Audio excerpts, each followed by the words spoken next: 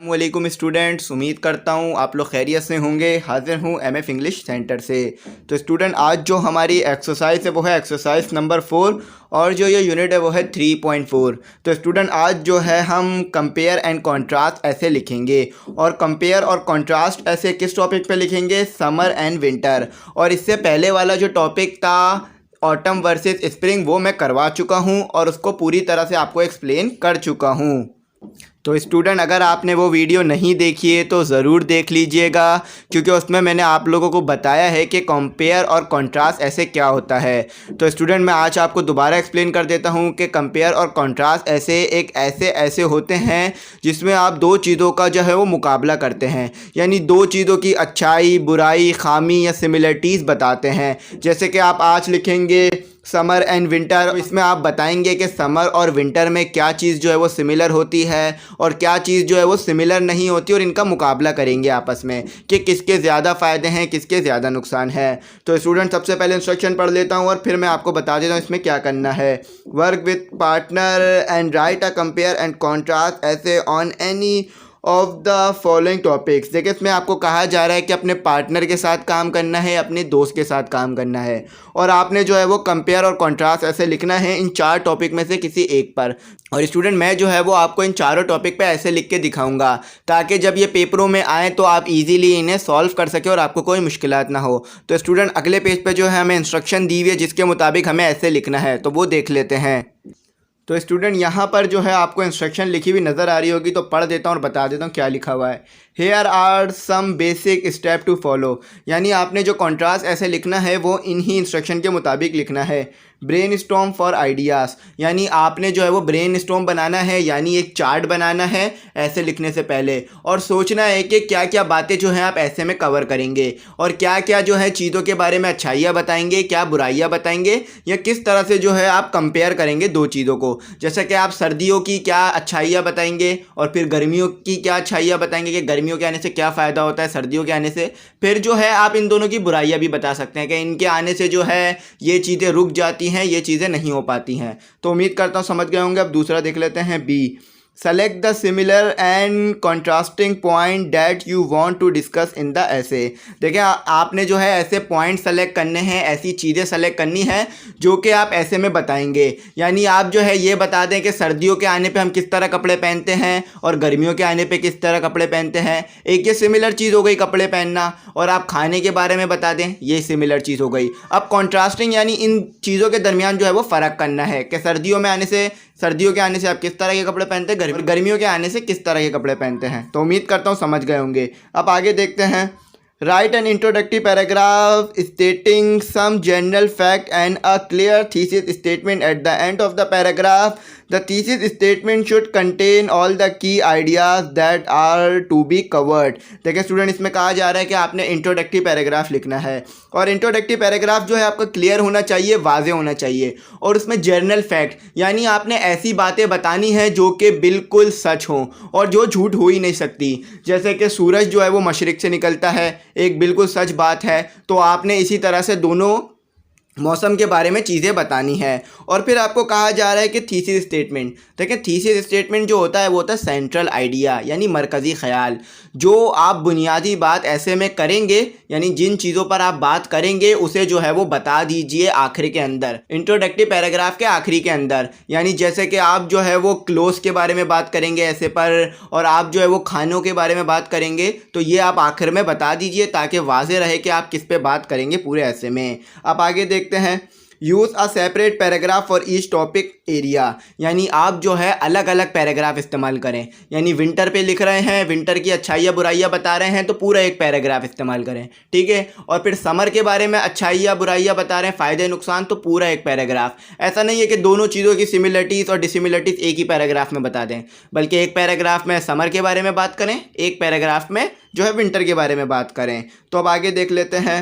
Right a clear topic sentence for each की ideas, यानी जो भी आपके आइडियाज़ हैं, जो भी आपके दिमाग में चीज़ें हैं, उनके ऊपर क्लियर सेंटेंसेस लिखें, यानी वाज़ेह करके बात बयान करें ताकि समझने वाला आसानी से समझ जाए कि आप बताना क्या चाह रहे हैं।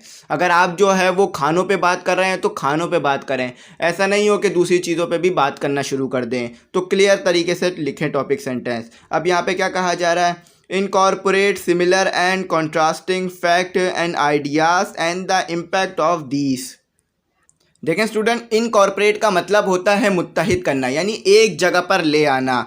तो आप जो सिमिलरिटीज़ और डिसिमिलरिटीज़ यानी जो फ़र्क बयान करेंगे उन्हें आप एक जगह पर भी मिलाकर ज़रूर लिखें। यानी दोनों चीज़ों के बारे में जो आप फ़र्क बयान कर रहे थे, दोनों चीज़ों के बारे में डिसिमिलरिटीज़, उसको जो है एक पैराग्राफ में अलग से भी बयान करें, यानी आखिरी पैराग्राफ में, ताकि बात जो है वो ज़्यादा अच्छी तरीके से वाज़ेह हो। अब आगे देखते हैं। एड अ क्लोजिंग और summary paragraph with a signalling closing word or phrase to sum up in the end, etc.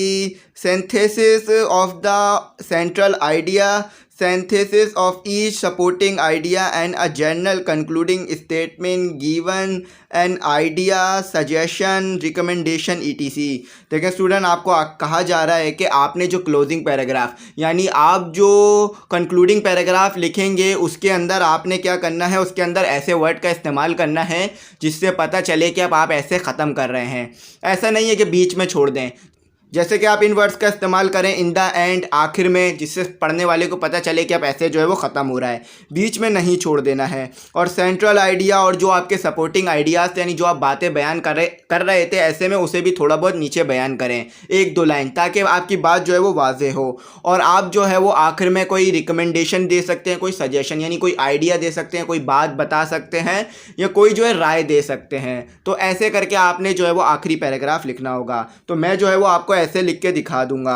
और स्टूडेंट, यहाँ पर आपको कहा जा रहा है कि use correct conventions of grammar and punctuation, यानी ग्रामर और पंचुएशन का ध्यान रखना है। ऐसा ना हो कि सेंटेंस गलत लिखे हुए हों। और पंचुएशन का भी ध्यान रखना है कि जहाँ पर कॉमा आना वहीं पर लगाएं, जहाँ पर फुल स्टॉप लगाना है वहीं पर लगाएं।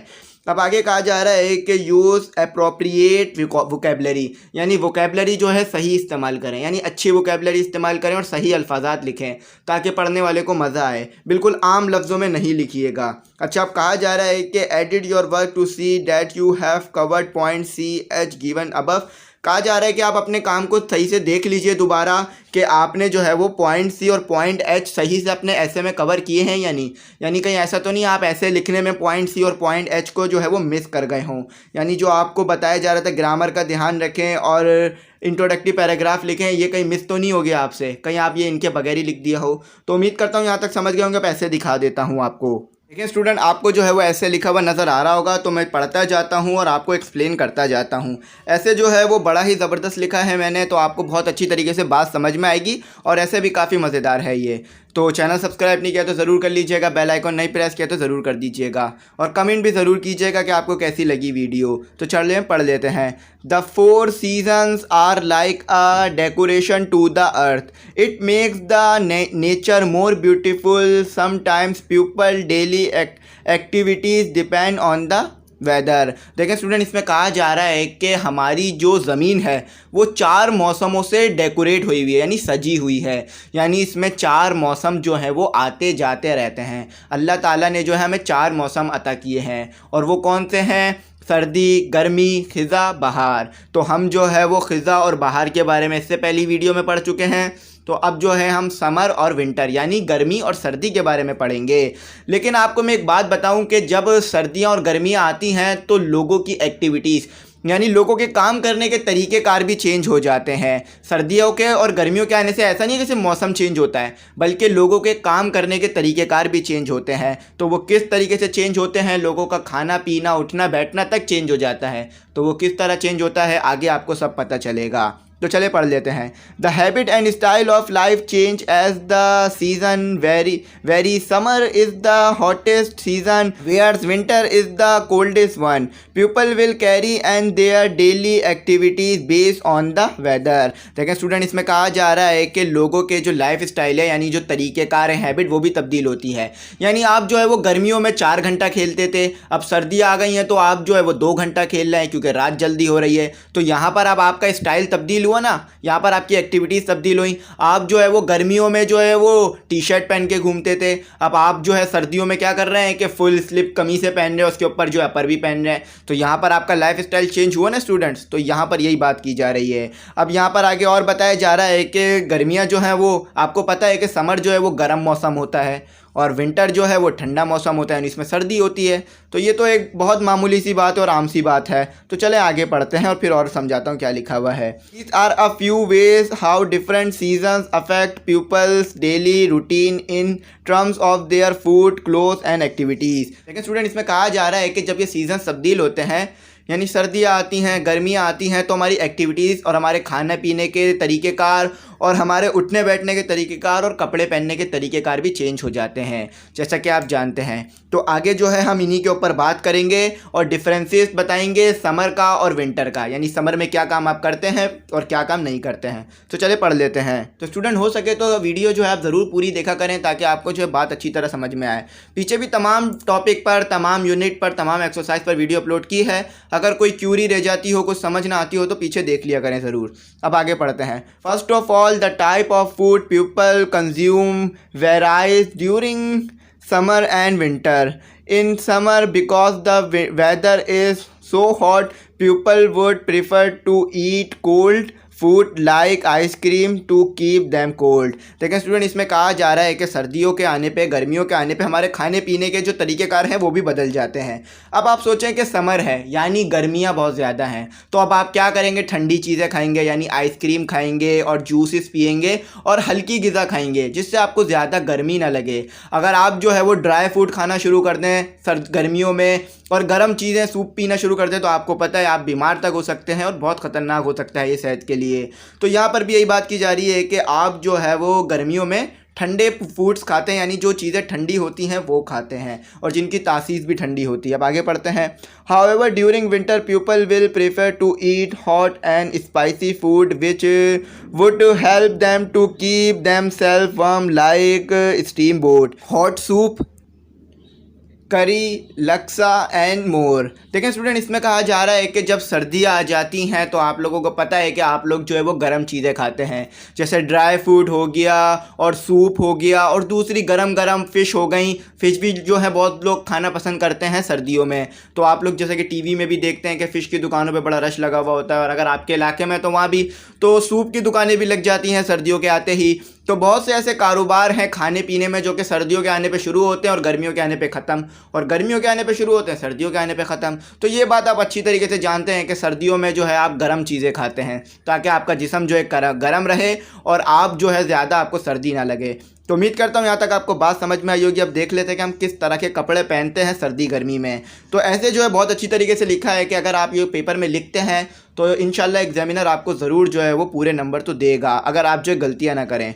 Besides that, pupils' way of dressing also tend to change because of the different seasons. During winter, people will normally wear thick and warm clothes, which are the most appropriate attire to keep themselves not so cold. देखें यहाँ कहा जा रहा है कि जब सर्दियाँ आती हैं तो आपको पता है कि हम क्या करते हैं, मोटे मोटे कपड़े पहनते हैं। अब क्यों करते हैं ऐसा, अब क्या वजह है कि भाई मोटे कपड़े पहनने? अब आपको शौक़ तो नहीं है कि हम मोटा दिखें, बल्कि हम इसलिए करते हैं ताकि जो सर्दी है यानी जो हवा है वो हमारे जिस्म पे ना लगे और हम जो है वो बीमार ना हो। क्योंकि आप जानते हैं कि जब ठंडी हवा हमारे जिस्म पे लगेगी तो हमारे जिस्म का टेम्परेचर गिरेगा, यानी हमारे जिस्म का जो टेम्परेचर है वो कम होगा और हम जो है वो बीमार होने लगेंगे। तो इसलिए हम जो है वो मोटे कपड़े पहनते हैं ताकि जो सर्दी है और ठंडी हवाएं जो हैं वो उस मोटे कपड़े पे लगे, जिस्म तक ना पहुँचे और जिस्म जो है वो हमारा गर्म रहे। अब देख लेते हैं गर्मियों में क्या करते हैं। On the other hand, during summer people will usually wear casual clothes like jeans, T shirt, shorts, dress and sleeveless tops to keep them not so warm. यहाँ भी यही बात हो रही है कि जब गर्मियाँ आती हैं तो हम क्या करते हैं, कैजुअल कपड़े पहनते हैं यानी आम तरह के कपड़े पहनते हैं। हम जो है वो पैंट पहन लेते हैं पतली सी और उसके ऊपर टी शर्ट ले लेते हैं या शर्ट ले लेते हैं। या फिर जिन लोगों को ज़्यादा गर्मियाँ लगती हैं तो वो तो ऐसा करते हैं कि स्लीवलेस यानी जिनमें कोई आस्तीनें ही नहीं होती ऐसे कपड़े पहनते हैं। और शॉर्ट्स पहनते हैं यानी जो है वो पैंटें नहीं पहनते बल्कि जो है नेकरे पहनते हैं, यानी जो पैंटें जो आपको पता है आधी कटी हुई होती है उन्हें हम शॉर्ट्स कहते हैं। तो इस तरह के कपड़े पहनते हैं ताकि उन्हें ज़्यादा गर्मी ना लगे, और गर्मी जो है वो बर्दाश्त करना इतना आसान भी नहीं होता, जिसके लिए हम एयर कंडीशनर और दूसरी चीज़ों का इस्तेमाल करते हैं। तो उम्मीद करता हूँ यहाँ तक आपको बात समझ में आई होगी। अब आखिरी पैराग्राफ पढ़ते हैं और फिर ख़त्म करते हैं।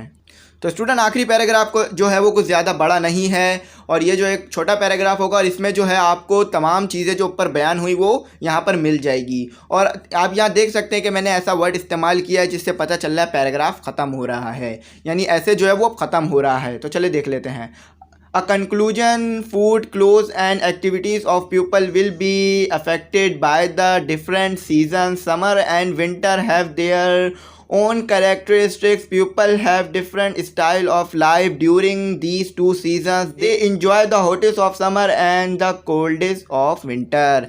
देखिए स्टूडेंट, इसमें कहा जा रहा है कि इख्तिताम में, कंक्लूजन यानी इख्तिताम में, ये जो हमारे खाने पीने होते हैं, ये हमारे जो कपड़े होते हैं और एक्टिविटीज़ होते हैं, ये बहुत हद तक जो है वो वेदर पे डिपेंड करते हैं। यानी वेदर जो है इस बात को सेलेक्ट करता है कि हम किस तरह के कपड़े पहनेंगे। अक्सर हम लोग ये सोचते हैं कि हम लोग सेलेक्ट करते हैं कि हम किस तरह के कपड़े पहनेंगे, ऐसा नहीं होता, ये वेदर सेलेक्ट करता है। अब आपको जो है वो टी शर्ट की जगह जो है अपर पहनना है मोटा, लेकिन गर्मियाँ हैं, आप नहीं पहन सकते, जबकि आपका दिल चाह रहा है कि इतना अच्छा है पर मैं पहन लूँ, लेकिन आप नहीं पहन सकते। क्यों? क्योंकि गर्मियाँ चल रही हैं, तो आप जो है अपर नहीं पहन सकते। अब सर्दियाँ हैं और आप चाहते हैं कि सी साइड जाके नहा लें, लेकिन आप नहीं जा सकते, आपकी एक्टिविटी ये नहीं हो सकती। क्यों? क्योंकि सर्दियाँ चल रही हैं, अगर आप ये करेंगे तो बीमार हो जाएंगे। तो इसी तरह से जो है सर्दियों के अपनी खसूसियात हैं, गर्मियों की अपनी खसूसियात हैं। सर्दियों के अपने फ़ायदे हैं, गर्मियों के अपने फ़ायदे हैं, और गर्मियों के कुछ हद तक थोड़े बहुत नुकसान भी हैं और सर्दियों के भी हैं। तो दोनों चीज़ों के अपने अपने फ़ायदे, अपने अपने नुकसान हैं, और अपनी जगह पर दोनों चीज़ों को बैलेंस करके चल रही है। अगर एक मौसम ख़त्म हो जाए दूसरा रह जाए तो ऐसे भी दुनिया नहीं चल सकती, और अगर दूसरा ख़त्म हो जाए एक रह जाए तो भी दुनिया नहीं चल सकती।